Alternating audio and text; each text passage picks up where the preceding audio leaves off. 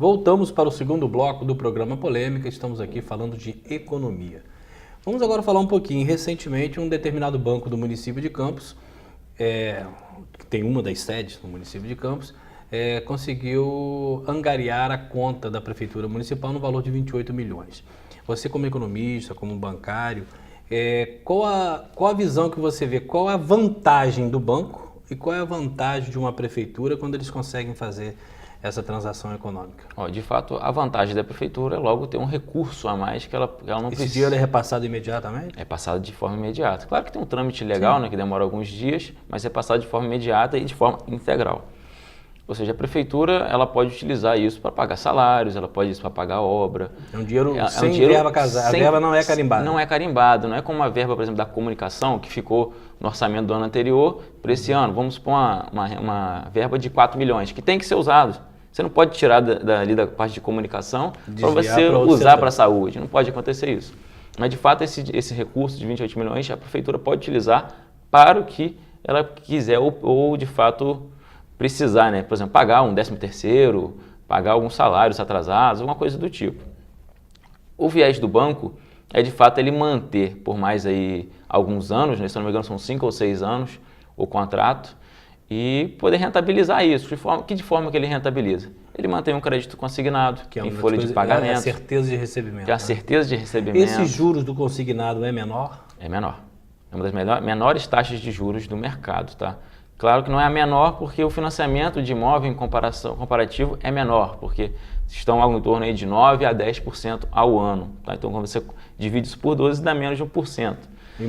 Imóvel. Só que assim, para você pegar um dinheiro e gastar com o que você quiser também, o empréstimo pessoal hoje é muito mais caro.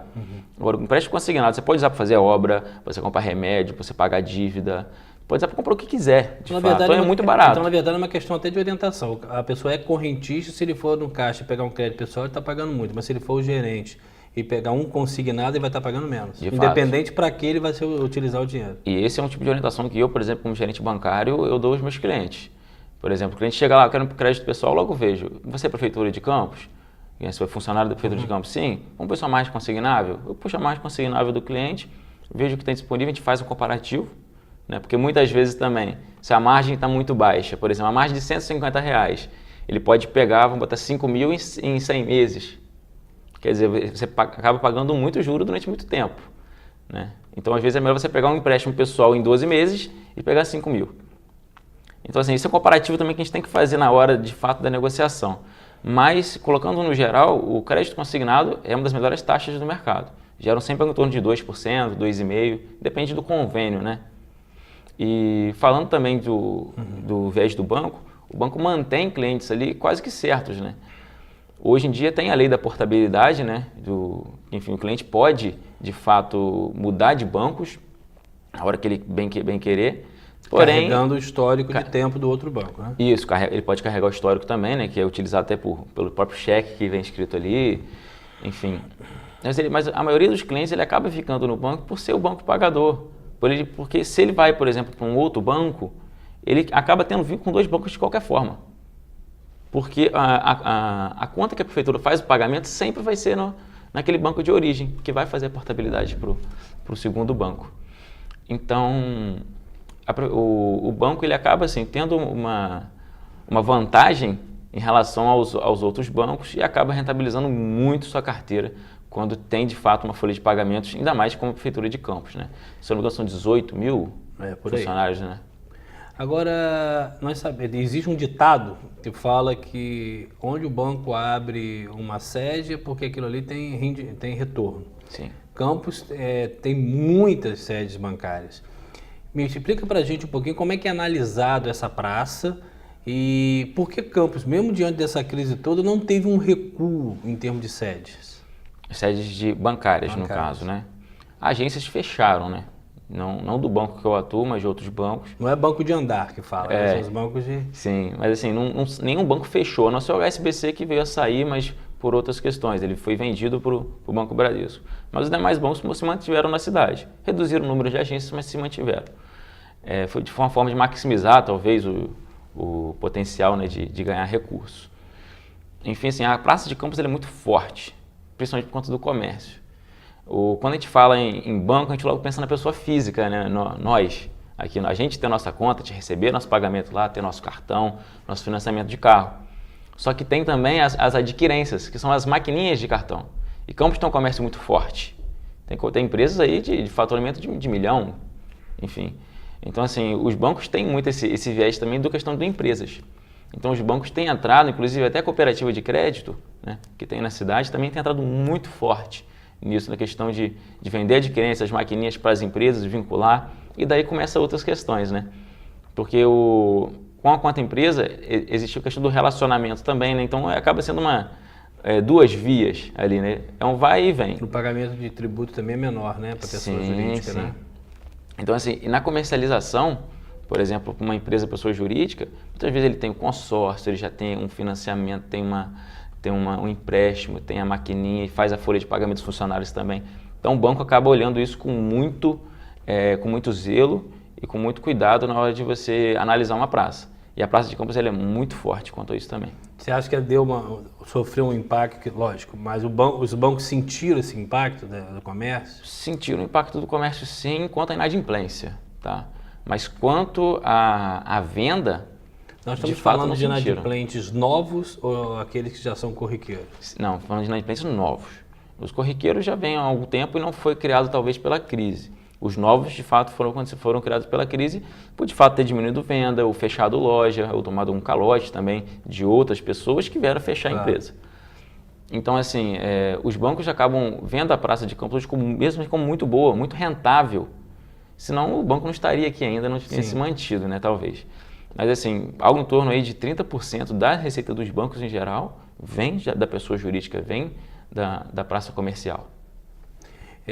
Coloca uma outra situação para a gente importante. Como economista, todo mundo comenta, ano que vem vai ser um ano melhor, vai ser outro ano. Na sua visão, a gente tem como dar um prazo novo para que a economia possa voltar a respirar? Então, eu acredito muito em 2018. 2018 vai ser um ano... /2 ou logo /2, né? 2018/2, ali, na verdade, após o mês de maio já dá para a gente ter um cenário diferente, tá? Quando de fato começa o ano, colocar assim, no Brasil, né? E, assim, 2018 é um ano que, não dá para falar 2019 porque ano que vem tem um ano de eleições. Eleições que vão ser um pouco duras, né? E, de fato, a gente vai conseguir ter um cenário. Mas eu acredito muito no ano que vem. O ano que vem Você acha que a economia vai estar vinculada ao novo presidente da República, a visão econômica dele? De fato, o próximo cenário econômico de 2019, de fato, que a gente vai conseguir dar uma perspectiva, se vai ser muito bom ou vai ser péssimo, vai ser ano que vem, quando sair as eleições de presidente. Então, vou te apertar aqui agora. Como economista, né, que nós sabemos que o que mais tomba um governo é a economia. Sim. Pode ter ato de corrupção, pode ter o que for. Se a economia estiver estabilizada, a chance dele se manter no governo, no poder, é muito forte. Muito forte. E aí é histórico isso. Nós temos aí, em tese, alguns candidatos surgindo. E eu queria que você falasse, na ótica da economia, de um pouquinho de cada um, na sua opinião. O Bolsonaro, nós temos aí o Lula, temos o Ciro Gomes e temos, a princípio, esses três nomes assim mais cogitados. O Luciano Huck e o Dória, né? Sim. Por incrível que pareça, o Luciano Huck também. E o Dória. Esses nomes, vamos por parte. O Bolsonaro para a economia seria um bom presidente da República? Assim, o Bolsonaro, ele é muito despreparado, falando em questão de economia.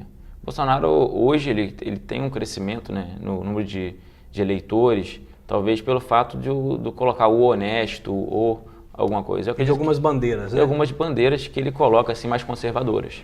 De fato, para mim, ser honesto, qualquer um tem que ser honesto, tá? Sine qua non. Assim, Sine qua non. Sim, isso mesmo. E quando fala do Bolsonaro, quando ele fala do Nióbio, enfim, mas ele não tem, de fato, uma perspectiva quanto a um programa de governo que vai resolver o problema da economia. Então, economicamente, ele é zero. Tá? Quando se fala de Lula, o Lula ele tem mais aquela questão do populismo e também das assistências, né, que ele fez nos últimos governos, investir talvez em camadas da população mais pobres, e é com isso que ele talvez ganhe mais força, né? E economicamente falando, tem mais críticas aos últimos governos, mas ele consegue ser melhor do que Bolsonaro. E entre aspas aí, no primeiro governo dele, ele ascendeu a classe média, né? Ascendeu a classe média. Se aproveitou de um boom econômico mundial também favorável, né? Sem dúvida, sem dúvida.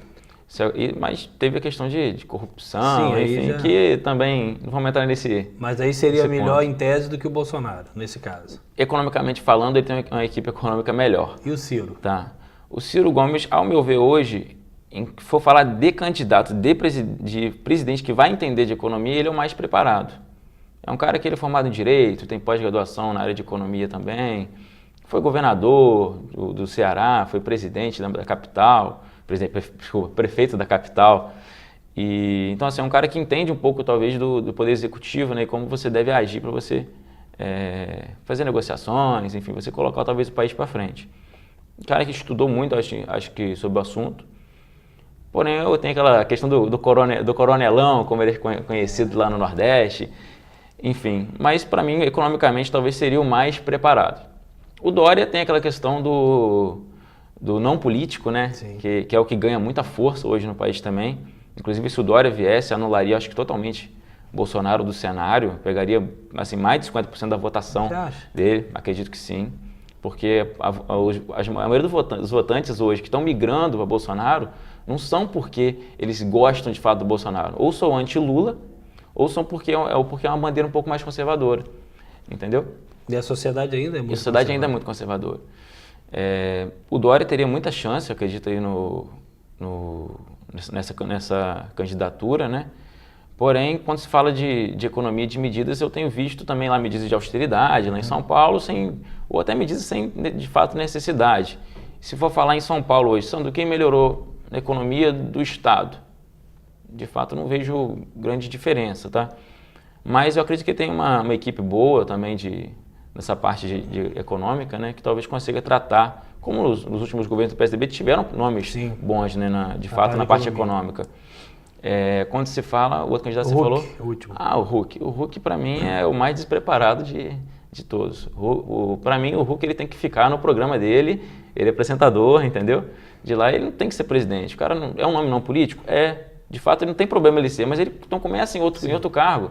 Agora, sair do local que ele está e tocar o país, tocar a economia que está em crise, é muito sério isso. Acho que a população tem que parar de entender política e votação, enfim, toda essa questão como brincadeira, né? Não pode levar assim, vamos levar porque é honesto, vamos levar porque é um nome novo, não político. De fato, a população tem que entender assim, esse cara está preparado? Honesto todos têm que ser, sine qua non, como você falou. De fato, ele tem que entender o programa de governo do presidente. E não ver só assim, ele vai me ajudar nisso, ele vai priorizar isso. De fato, ver se ele vai levar o país para frente. Eu acho que hoje a população está muito dividida, né? De fato, não é nem centro mais, está dividida mesmo na direita, na esquerda.